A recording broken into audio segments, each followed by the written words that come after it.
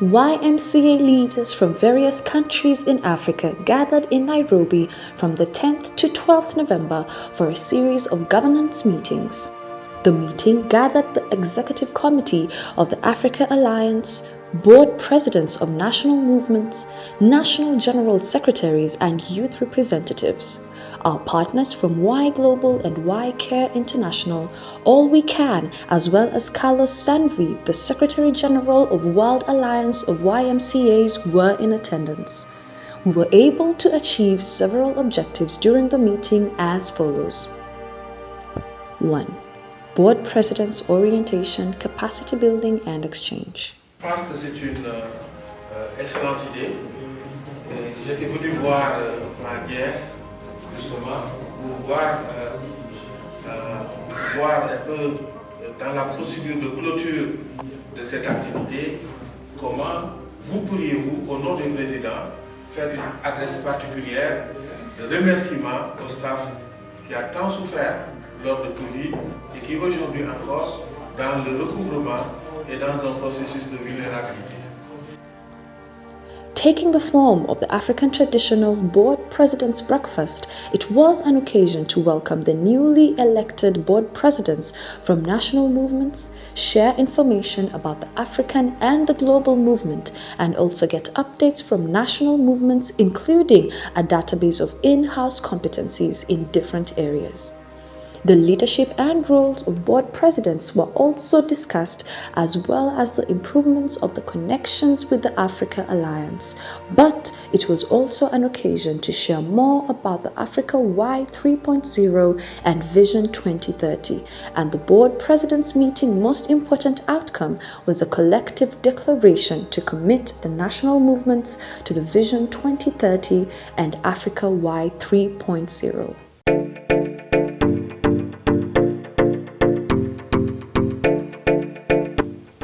At the heart of the meeting was the review of the current strategic plan and discussions about how the African movements will embed the Vision 2030 in their strategies as well as the implementation framework.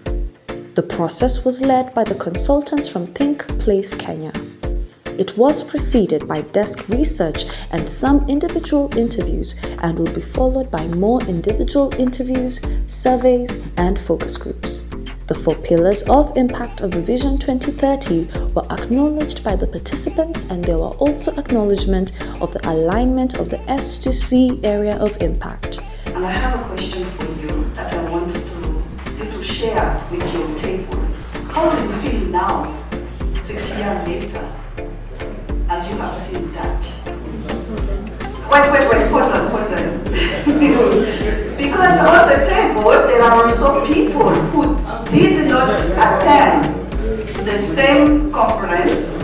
My question to you is to share with your table mates, how do you feel, particularly after, if you compare to the conversation we just had this morning with Oliver and Mike? How do you feel if you do a little bit, if you bring them together, how do you feel? There were showcases of the current impact, including testimonies from the youth and from some national movements, and discussions around how to record the contributions of the African movements to the Vision 2030. We gather ourselves and say, okay, the past is the past, let's look at the future. That was the beginning of the African Renaissance agenda. This is how the African Renaissance starts shaping. To say, what's bring us together? There are 3 things that brought us together. Is that we are a youthful organization, we are Christian movement, and then we are ecumenical. We are Christian ecumenical, we are youth, and then we are African. African was one of the values to be African. These are the 3 things that we base, and from that we develop. And I could say that collectively we have moved. When Africa is speaking, people are listening to what I say in Africa. We are reshaping the agenda of the global. So collectively, there are some things happen. The mindset shifts. Yes, there are new people join the trend in movement, maybe we are not good enough to tell the story of how we move. And if there's something we need to learn about telling this story over and over again, something happened. What is not happening is our individual YMCA. There was a story in one of these papers this morning who said the tribe gather and tell a story, not for anything, and then they split again and they went into small groups and take action. Taking action was a problem, is a problem for us. So these are the 4 pillars of the Y 3.0. Nirina took us through this yesterday when we were refreshing, yesterday or the other day. And as the Secretariat, we asked ourselves, this was a big challenge to us, how do we deliver on this strategy, how do we deliver on this? So part of 2020 and 21, we delved as a team just trying to get understanding of how do we really deliver these 4 pillars.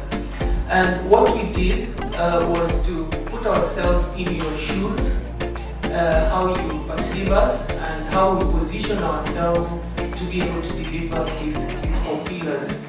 And the output of our deliberations last year was our value proposition. So we looked at national movements as our key persons, and we call them the customers.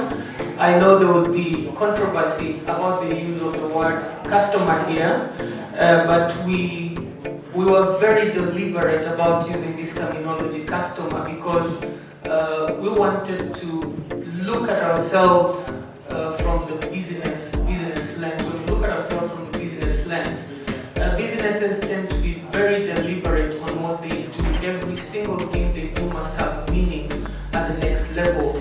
So we wanted to look at the relationship. Financial sustainability, economic sustainability, the economic model. But the thing is, why are we even struggling to be economically sustainable? Why are we going into so much effort, into so much investment in investing in the right things? I'd like to speak to the pillar on youth empowerment, and that is our mission. The reason why we do what we do every day is because of our mission, empowering young people from the African Renaissance. In 2016, we developed what we call the youth empowerment spaces, which we then followed up to clarify as the power space. What we were very clear about at the time is that the Y needs to invest in young people as a matter of life and death. So we have 2 issues. We need to have money, but we need to have money so that we empower young people. So the next session I'm going to focus a little bit on the power space. We're also going to have a little bit of a conversation with the young people. And in the room, I'm very happy to report that we have 3 current S2C ambassadors. And these S2C ambassadors are enjoying the benefits of design thinking as training. And Marcus will be very happy to hear that they are also going through the future stage. So when you have your next week, you have a future thinking in the future. So that's kind of it. As I talk about storytelling, I would also like to acknowledge Ghana YMCA because as the area movement, the AAY, we've also been able to learn so much when it comes to storytelling from Ghana YMCA, who are doing a lot of good work in that area with their media hub. So through storytelling, we've been able to showcase a lot of case studies, and all of these activities are captured in Pillar 2 that Lloyd has spoken about, the power space. It was also acknowledged that certain work at the institutional level need to continue, such as the sustainability strategies and the growth and the reviewed strategies will be formulated to better reflect the articulation with Vision 2030. A first draft of the revised strategies are awaited early January. The consultation process will be then continued up to a final version and adoption at the General Assembly in 2023. Number 3. Board and NGS Leadership Training. Around the theme Human-Centered Development Approach delivered by Think Place Kenya CEO, another theme around Making Tough Decisions was delivered as a hot bench panel sharing the experience of Zambia YMCA turning the organization around from bankruptcy to a high potential and performing YMCA. I think one of the exciting things about this partnership with YMCA is we have both our organizations have placed their bets on young people, and this is very important because we operate in an environment where the youth are the majority. Yes, I knew there is a problem, but I didn't know the extent of the problem because there was no proper financial statement. There is two different things. A financial statement which shows the true and fair of the assets and liabilities, and a financial statement just show receipts and payments without disclosing all the assets and liabilities. Number 4. Executive Committee Meeting. Formal business meeting and decision making.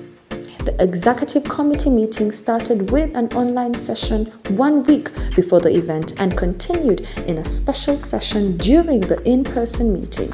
The stepping stones towards the General Assembly was at the heart of the discussion, but it also took the plans and budget for the year 2023. Given the needs for proper planning and preparations, working groups were set in place and a follow-up executive committee meeting on the 14th of December. Number 5. NGS meeting.